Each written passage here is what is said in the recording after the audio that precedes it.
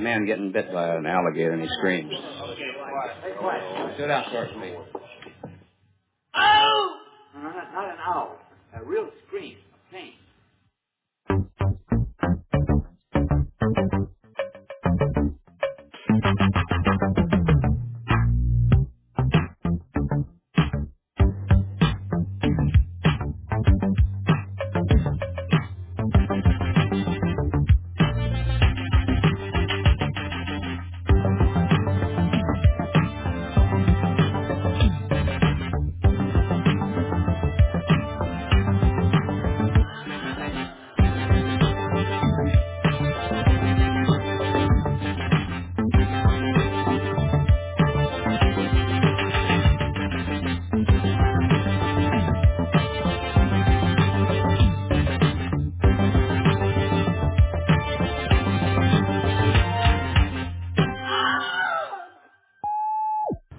Well, wait. So, because we didn't say that we're actually we're recording. Now we're actually doing driving while streaming on day whatever this is. Day 432 of DIFF. Yeah. So let's go ahead and talk about the film that we were actually able to kind of make it through.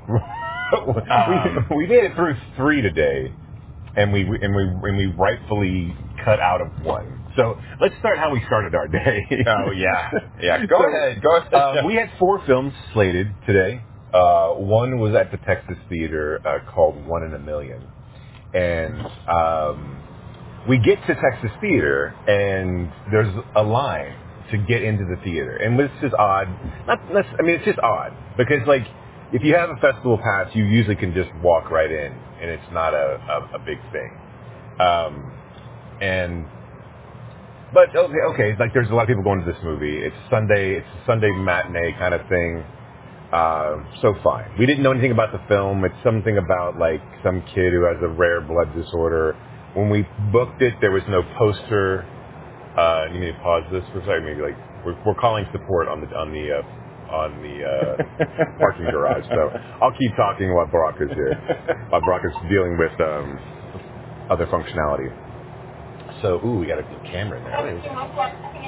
Yeah, I have a validation for today's parking, but it won't let me out. Brock is trying to get validated. What is your ticket number? My ticket number is 10639613. This is all very exciting stuff. I'm glad you guys are listening. So what does this phrase say? Who said they didn't validate your ticket? Well, I have a validation pad. Okay, stop scanning it now. Your validation pass. Okay.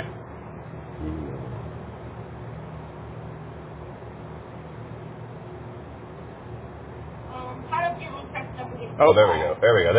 There we go. Got it. Be safe. Thank you. She's like, you're an idiot. Please leave my parking No, that's what I was doing. That's what I have done every night every night since we got to keep going on with. So anyway, we get into the theater, and we have a friendly who's working as actually working for the festival, and so we get in and we're we see Billy Garrity from Friday Night Lights is the inevitable actor of this film. We walk past a really generic floating heads poster, and we get into the theater and our staff member of the festival is oh yeah, no, it's almost sold out, because they did this really smart thing, and he starts telling us about how and the smart thing by getting a bunch of evangelicals the word out. But he was telling us oh yeah, this is a Christian faith-based film. It's 138 minutes long, and we were cool. We'll just head out the back, and we'll go get cheesesteaks here in town at Cheesesteak House. Highly recommended Cheesesteak House. Yeah, absolutely. They're the cheesiest. They are the cheesiest. We're not being sponsored, but you're not kidding. But Cheesesteak House, if you're listening, yeah, we would love to have your sponsorship. And you know what? I will just take ticket and cheesesteaks. Yeah, absolutely. Yeah. So we decided to not go and watch 120 minute or 2 hour and 20 minute long faith-based film about blood disorders. Look, if you are Christian, I think that's wonderful, and No, well, look. I think that if you want to be religious, I support your choice and your decision to do that. You see how easy it is to support somebody's choice to do what they want with their own personhood. Look, I'm not saying we should legislate Christianity out, but I'm just but I'm also not saying that. Right. But neither of us happen to be we're just not believers. We're just not faith-based people in general, and certainly not faith-based films. Correct. We don't like message documentaries. How are we gonna I don't need to be converted in my movie-going experience. And so we decided not to go. And I'm sure people enjoyed it. And maybe they did. Maybe who knows? I'll never know because I'll never watch that. That's correct. Just like I'll never watch the Kirk Cameron. We went and had a wonderful cheesesteak. It was good. And then we went over and started our film day at Sinopolis Victory Park with we saw 3. I don't even characterize them because I don't want to bash them in that sense, but because I'm not really bashing them because they're Latin films. We saw 3 Latin films today, just by pure coincidence. Right. The first one was called we're not gonna be able to talk about these very much, but the first one was called Jailers. Yeah. It was about 2 Brazilian prison guards. Female prison guards. Yes, in a female prison. And that movie had nothing. It was like you were watching an orientation video on how to become a female prison guard in Brazil. Yeah. And here's the thing. So, because I want to say this, but I have a lot of time for slow cinema. I have a lot of time for films that are more like vignettes than they are a kind of basic narrative structure. So that's something this film does. But I don't have a lot of time when I don't give a shit about anybody in the film. Right. The film does nothing to it. The film doesn't really do a whole lot to separate the 2 women. In fact, to the point where, if it wasn't for the tattoos, I'm not really sure I really know who I'm focusing on. And is that the point? Did they end up working in the same prison? Because one got transferred and one didn't, right? I don't really know. But we never see them interact, and we never see them, really run parallel, and we never see, this one wants X, and this one wants Y, and this is their journey. That we need, a journey, but, nothing, right? We know nothing about the women going in. We know nothing about the women coming out. We're supposed to get that they, from the synopsis of the film, we're supposed to understand that they want more than but that's not really conveyed. Or they're doing certain things that are goddamn, we just saw a car that had been wrecked. They're not really doing anything in regards to, we don't really get any sort of motivation for these women. Yeah. That's the thing. There's no desire. There's no motivation. There's nothing. We hear that they put in transfers, or they don't want to get transferred because of. And they both have mothers. Yeah. Right. And so I don't know, man. I was working really hard to try and make some kind of connection. I dug it for the first 15. I was like, okay, well, I know, that's what I mean, right? You're kind of okay, yeah, I can settle into this, and you're but wait. Because also it was the way that they were framing it, I thought maybe they were going to do something interesting with that, because they were hyper-focused on the women themselves. We don't get, they almost ignore the prisoners to a certain extent, where you see interaction, or you hear interactions, but you just focus on these main women. Yeah. But man, it was. So let me ask a real quick question, because I don't want to spend a ton of time on this. Right? Yeah. If this were a documentary, would this be more interesting? Or do you think there would be actually somewhere for the filmmakers to go at that point? Well, an actual slice of life in the day of. Right. Yes, I do think that's a more interesting story. Right. I do think, but also I think because at that point, film this way, it makes it more it does something that a lot of documentaries don't do. Right. Yeah. If this was a Werner Herzog type of I'm going to turn the camera on and just document this woman's, these 2 women, a day in their life, and but. That's not what we get. It's not what we get, and all of the more interesting things that are happening off screen. And then so like yeah, it's just not. It wasn't a good movie. It was not a good sit. Like it was boring as fuck. Yeah. And just dragged to the point where when the fade to black happened, I was like, oh, thank God, we can just leave. So speaking of fade to blacks, let's go ahead and talk about the Fireflies of El Mozote? Mozote.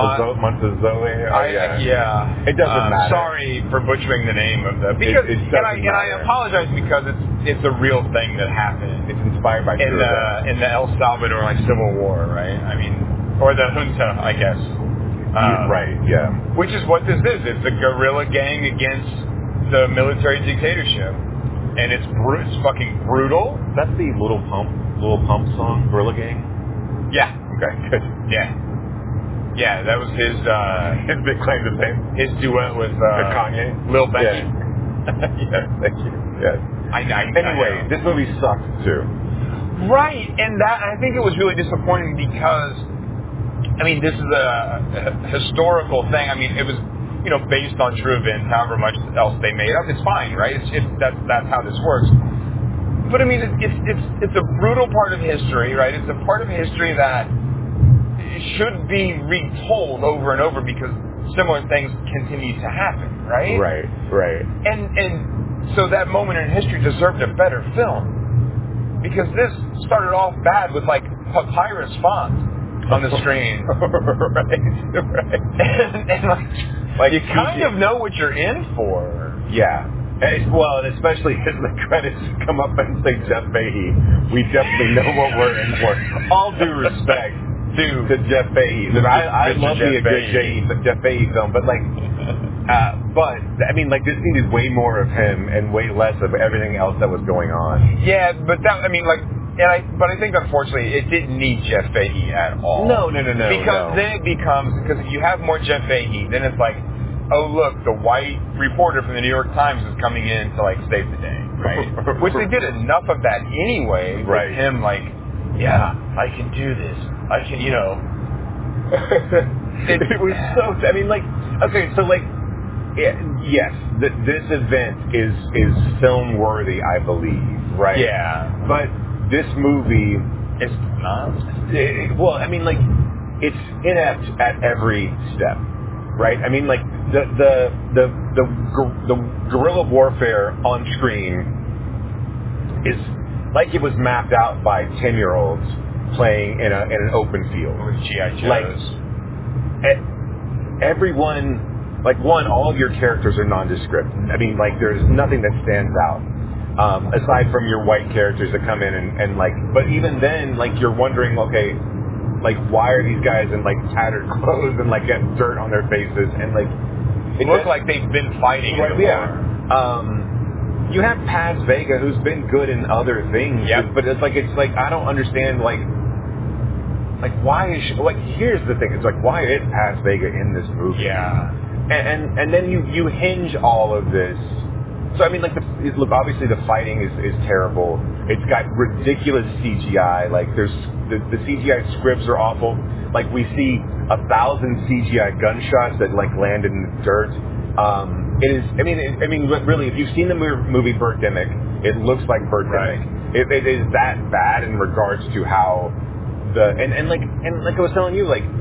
There's a million different like low budget 80s films like where you can do shitty squib. I mean, like there's 100 shot on video films that look better from a perspective of like blood and like bullets and like there's just things. I mean, I don't understand, and so that just again speaks to the lack of filmmaking prowess. It was just not good, and like in the moments that actually were. Like that could have been powerful or clever. Like I mean, like you needed to intercut way more radio stuff in it. This is all about like this kind of like underground network radio free Europe. Right. That's like rallying the people. Yeah. But again, none of your people are memorable, and so like. And the radio message never really seems to get through to anyone. Right. A whole bunch of people just die. like after listening to the radio. It's like they spent all of their money on like the mummification of these of those bodies, right? Yeah. And then from there, you were like, oh shit, we don't have anything else. We mummified bodies and paid Paz Vega. Now we're gonna have to cut Jeff and Mina Savari out of this film a lot because we can't really afford to pay them more than a day that they're on set. And like. Poor Mina Savari. Like, what is going on? Like, why is she here to take pictures and like gag at like the stench of dead bodies and then fuck off for the rest of the film and run awkwardly away from bullets? Also, this film like it's okay. Go ahead. Also, this film like revolves around a young child who, for whatever reason, like inexplicably in the middle of the movie has what they say is selective mutism. So he doesn't speak. Yeah. He, at one point, like, starts to become a Rambo figure where he's, like, using his slingshot to, like, knock these guys out, knock the soldiers out. It's one shot rock. Bam. And then, oh my God, it becomes preachy as fuck at the end. It is a terrible movie. Lots of missteps. Okay. So you can tell that I really don't listen a lot of time. Right. But let's talk about Lonely Nights, because I think like this one was the one that was the best out of the three. I think that it still has way too many issues because it does this. Here's the thing. Why are we always making films about hookers that we want to then change? Like, hey, I can save you. Right? And I'm not saying that, like, we should just, like, leave hookers to their own devices. I mean, maybe I am saying that, right? But if they want to help, I'm not quite sure where I'm going. But it does get a little tiresome. Well, like these guys that step in and be like, I can save you. Right. The character arc that needed to happen. So this is about is about an 18-year-old boy who's living, he's aimless, he's sexless. I mean, not obviously necessarily, but I mean, like, so he's kind of a milquetoast kid living. And he feels like he's living a lie. Right. He's about to go off to college, but he doesn't know what he wants to do with his life. It's very Benjamin from the Grapher. Right. Yeah. His parents are phonies. That his mom drinks too much. His dad's a philanderer. Right. And his brother is just a tech bro, some kind of bro, finance bro. He's on the path of becoming, and so like he doesn't know what he wants to do. Also, his friend, this kid's friends are giving him hell from not slaying the poon. Yeah, but like in a friendly way. I mean, they're not lying. Right. Yeah, they seem to actually like him. Right, they're never like beating. He's like he's ostracized. And I apologize for saying slaying the poon on this podcast, but. Well, yeah. Right. Yeah. If I try to apologize for all the things I said on this podcast, we're going to be here for a while. Yeah, it'll be a different kind of podcast. And so he's driving one night after a party, and he sees this attractive hooker, and he why isn't this like a serious risky business at this point? Right. The model is all there, right? I mean, like. So here's a question about this film, because I mean this film ends exactly how you think it will. I mean, really, we all saw this coming. And also, it's important to point out that this hooker, unlike others, doesn't kiss. This hooker in other films, like other hookers in other films, like this one doesn't kiss. I don't mean to sound like misogynistic or sexist, right, when I'm asking this question, but like, what is like the best kind of, or who is the best on-screen hooker that we've had ever of all time? Yeah, and I mean this kind of like actually seriously, right? I mean, it's I don't know. It's Rebecca De Mornay, right, from Risky Business. So, that's what I was going to say. Like, is it her or is it Leaving Las Vegas? Oh, Elizabeth Shue? Yeah, and Leaving Las. Yeah. As far as like, I don't know. And I just mean kind of like not falling into all the same tropes, right? Right. Not going. Oh, I mean, like, because this film's clearly doing like a kind of a Pretty Woman riff in certain parts, right? Yeah. I don't know. I'm just, and again, like, I don't mean that like in a misogynistic, sexist way, but because look, these characters are always done such a disservice, I feel like, on especially screen. these. I mean, like, this is 2026. Why are we like portraying like these hookers like it's right? Like it's 1975. Right. Where's my money, bitch? But also, like, yeah, like, why does she have to be this? Like, the story is she the kid.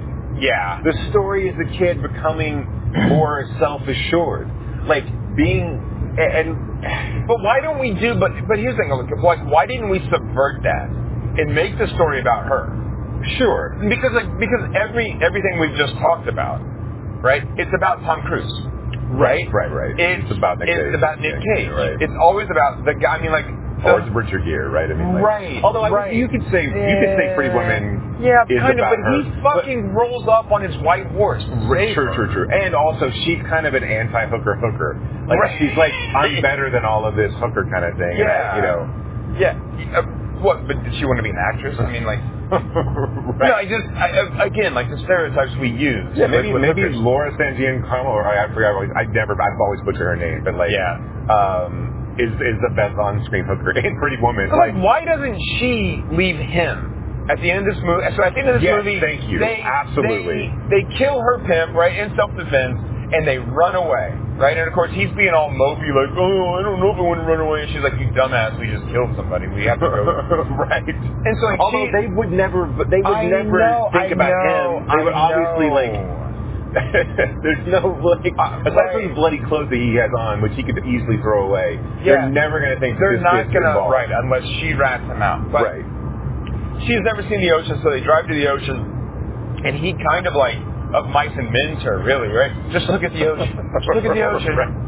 He doesn't kill her, but but it's like a 5 Easy Pieces sort of thing too, right? Where he leaves her at a gas station. I know I'm mixing my film metaphors, right? But he leaves her at a gas station when she goes in to get cigarettes, and it should have been that she leaves him. Yes. Right? Yeah. And that he goes back to his boring, fucking, stupid life, which he does, but she goes and finds something else. Right? Because then we don't even see her ever at the end. Right. We see him becoming his brother. Yeah, with his like now cute girlfriend. With his like normal, like his normie girlfriend. Right. And he looks as miserable as he did when we first met him. And so, like, but yeah, that's the thing. He like turns and wistfully looks at another prostitute. Yeah. So there is no like narrative arc for this guy. He's back where he started. Right. And maybe that's the fucking point. I don't know. Yeah, I mean, like, but okay, he could have gotten there in some way, because now we just have like the manic pixie dream hooker. Right. And I mean, like, you could have gotten. Look, and you're right. Absolutely, you could have gotten there where he has no arc and he doesn't grow any. Right. But we don't have to do it at the expense of Lorena. Like, it doesn't have to be in her. She doesn't have to be the one that's tossed aside. Right. And like, spoiler alert, right? She actually does kiss him.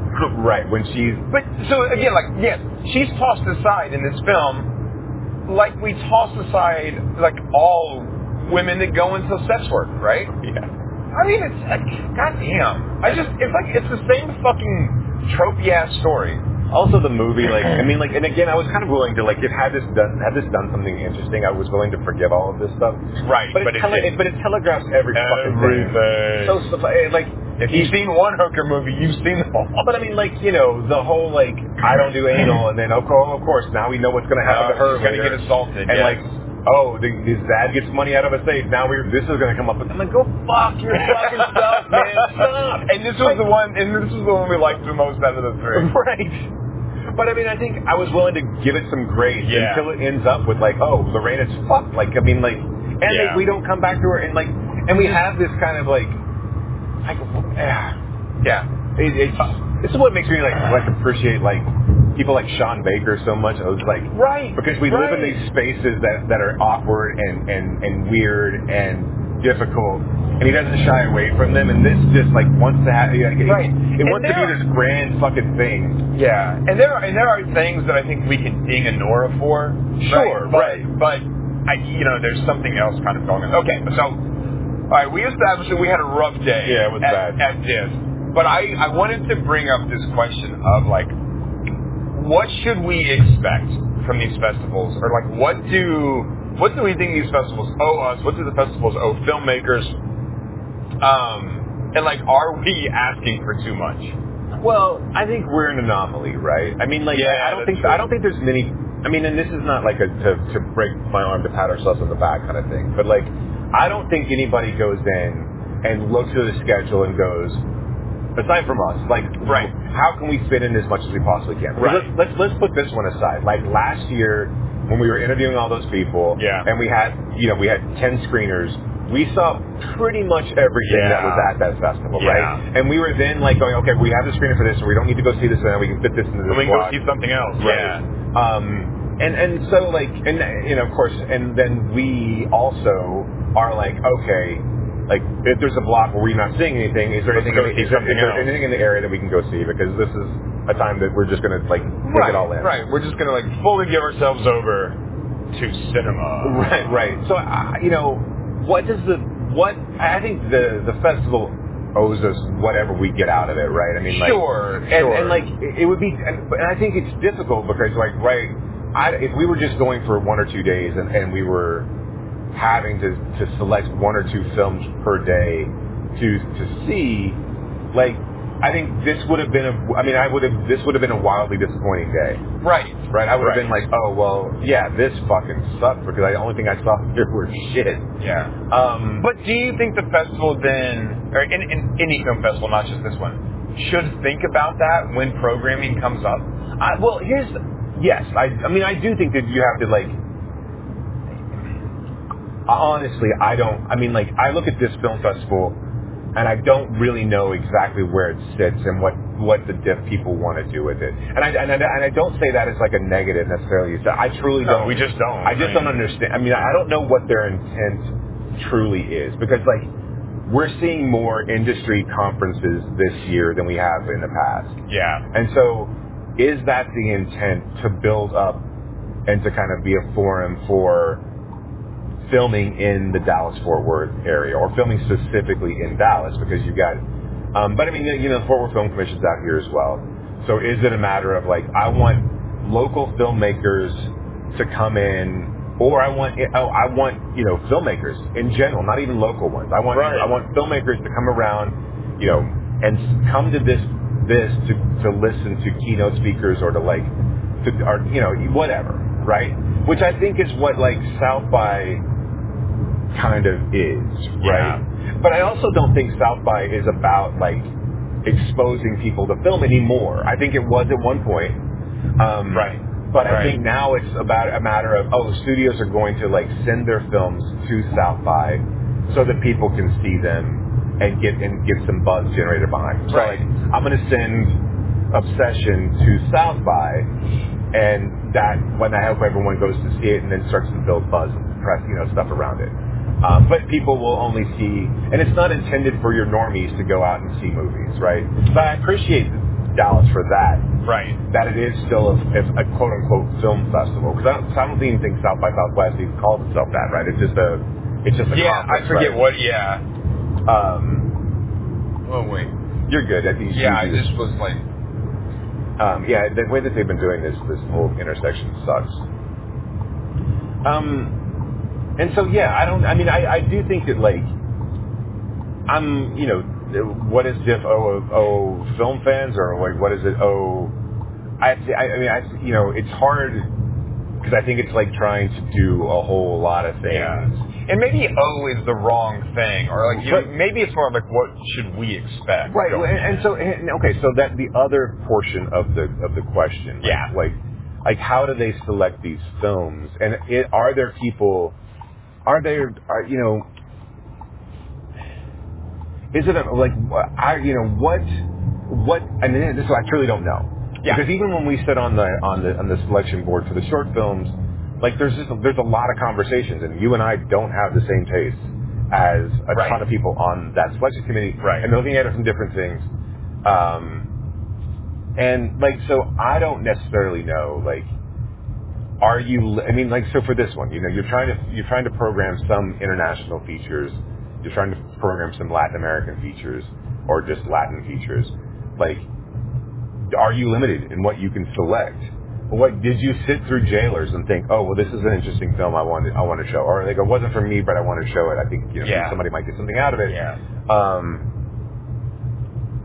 Look, of the films we saw today, I think the most like juvenile and like and you know, like technically inept one was the Fireflies film. Yeah, I do too. I think that's a film that probably doesn't deserve to be at this festival. Yeah, I mean, I think I could. So even though, you know, Jailers I thought was a tough hang, I could get it. I could see like why. I'm like, okay, right? Because it had an artistic approach, an artistic sensibility, right? It was trying, I think, a kind of more lyrical approach. And then, you know, this one, Lonely Nights, or the last one we talked about. Right. On paper, I'm like, okay, like, do something different with this. And of course it doesn't. But it also at least looked okay, like, looked decent, right? Yeah, I mean, the acting was fine. It was fine. I mean, like, especially for the two main leads. I mean, like, yeah. But the middle with the Fireflies was just. It was just amateurish. It was really bad. It was really bad. So I don't know how you sit through that film aside from the overall theme of it. I mean, like, you know, the overall like setting. I mean, not setting, but you know the impetus for the film. And you're like, oh well, that's an important thing. I'm going to go ahead and show this, right? Yeah. But I think once you get into the film itself, you have to say this is not. This is because we've done that, right? When we sit and watch the short films and like this is just not like. Look, I mean, you know, it's fine that they did a thing, but like, it's not up to the level.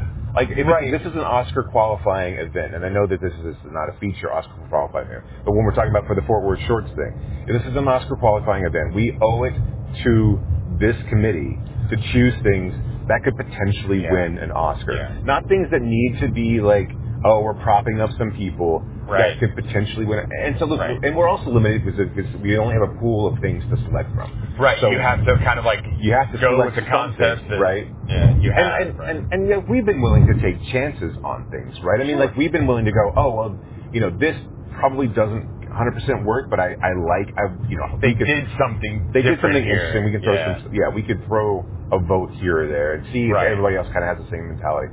Like this, like the Fireflies one. I just can't imagine anybody going, oh, well, I really enjoy this. I really believe that this film belongs at this festival. Like I said, you're absolutely right. I think Jailers and Lonely Nights, like I've seen a lot of festival films that are like those two, right? Yeah, I mean, like, I get why they are there, even though I didn't enjoy them. I don't understand why Fireflies is there. No. I don't really understand why. And this is the thing is, I don't really understand why Last Shot is there either, and especially is selected as the opening night film. But Fireflies was the one that I'm just like this looks terrible. It's poorly acted. It's really poorly directed. Like I just don't really get why you're selecting this movie to be included in this festival. No. Because you have to I mean, like, and like, it's just another thing. It's like, it's okay if you only have a certain number of like Latin films in your festival. You don't need, like, no one's counting, right? This is not like. Right. And I think you can actually do more damage if you put something in just to fill a space. Right. Because, I mean, I would imagine you could find another film from Latino film or Latina film that And here's what's really interesting, right? And yeah, because you could have reached out to Tony and like had a film like out of Spacey, who runs a Latin American film festival, like to bring something in, like right. And like you're not afraid to also show repertory films. So like tomorrow night, the reason that go out to Texas is because it's Butch Cassidy and the Sundance Kid is playing, and then the Soleil Moon Frye documentary, which I'm not really interested in seeing. So like. So there's nothing in the block that I'm like, oh, well, I can't miss these things. Like I've seen Butch Cassidy and the Sundance Kid. You've seen Butch Cassidy and the Sundance Kid? Yeah, surprisingly enough. That's crazy. I've seen a very popular Paul Newman Robert Redford film. That is crazy. Wow. And man, so you are well versed in film, my friend. I didn't intend it to be a humble brag, but I guess so. Like I'm gonna go and say it. Yeah. I mean that. Deep cut. But you could have included something else. Anyway, my point being is like you've got Obsession, you've got Power Ballad, you've got Poetic License, you've got Furious. All of these are 4 films that are going to be released shortly, right? Yeah. You also showcase films that like, you know, it's kind of weird that Obsession shows up in the narrative block. I don't know why anybody would want, like, why Focus Features would give a shit about like this winning the Dallas International Film Festival award or whatever. Right. I mean, have it screened out of competition. Right. Because you already have. Like, why would it, that's the other thing. Like, you already have distribution. Like, you're a major studio film. Yeah. But I mean, like, so you're telling me that there's not anything out on the horizon from from a Spanish filmmaker or something that you couldn't pull in to have.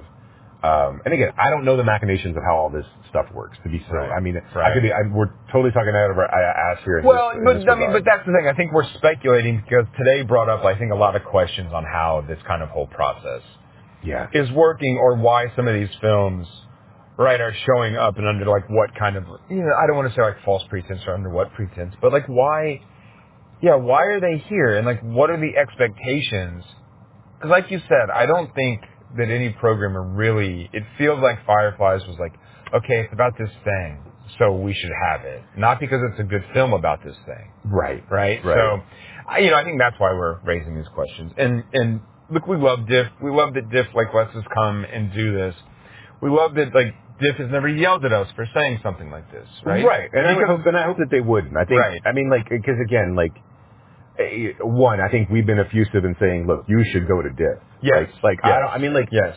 But also, like, we're not going to, like, but I'm not going to blow smoke up your ass and say, like, oh, everything you select is the greatest film I've ever seen. And also, I'm not going to question your choices. Like, there are a few places in life that I have a kind of integrity. Right. Not many anymore. But I'm not just saying that for you. But but my sort of, like, take on criticism, I think, is still one of them. Right.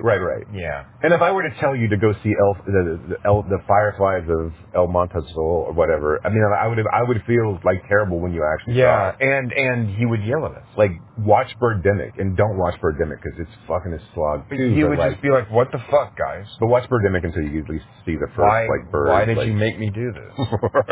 Right. All right, well, that was day 4. Yeah, that was day 4. We'll be back with more. I forget what else we've got on Tuesday. I can't go tomorrow because life gets in the way. Well, yeah, there's stuff. Let's see, what do we have on Tuesday? I can pull it up. We've got, Blood Behind Tuesday. Yes. Hopefully we can get in front of the filmmakers of that one as well. We've got, so I don't know if you can make all of these. I can get there like around 4. Okay, so we got 40 Seconds, Stay Forte, and Blood Behind Us. Okay, cool. Ooh, Blood Behind Us is going to be that's going to be a long, it's a 10 o'clock show. Like, we need to talk to Todd to see if we can get a screener for that. Yeah, that might not. Yeah, that might not happen. And Todd won't get, let's just talk to Todd. Can you get talk to Todd, see if we can get a screener for? I can check. Yeah. I can check. And then with the intent of connecting with the guys. Yep. Yeah.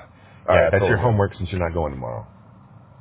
Check out other things. I mean, like, you act like I don't have anything. You act like my days are not full up all the fucking time. Just balls to the wall. Man, I don't do anything else. I go home and I sit around, I play with my dog, and what's the conversion rate of pesos to dollars? Like, how much is 1,000 pesos? Well, pack of cigarettes and the bottle of water was 90 pesos. Okay. So 10 packs of cigarettes and 10 bottles of water was what she cost an hour? Yeah, I mean, right? So is that like $100? Yeah, I was thinking that's like not $100, not very much, no, right? Not very much. Yeah. It's got to be something like that. It's like going to get medical treatment over in Europe. It's like it's cheaper. Go get sex in Mexico. I don't know where I'm going with this. It's probably a good time to cut it all off. You gotta get home. So. We'll talk to you soon. All right. Bye. See you guys. You have been listening to Why Does the Wilhelm Scream with your hosts, Brock and Jason. If you like today's episode, do us a favor and rate, review, and subscribe in whatever application you use to consume podcasts these days. You can reach us by visiting whydoesthewilhelmscream.com. If you're in the DFW area, we would love to see you at a Fort Worth Film Club event. You can learn more about those and find a full schedule at fortworthfilmclub.com. And you can learn about my foundation and how we are trying to foster the next generation of film lovers at realhousefoundation.org. That's REEL housefoundation.org. Till next time,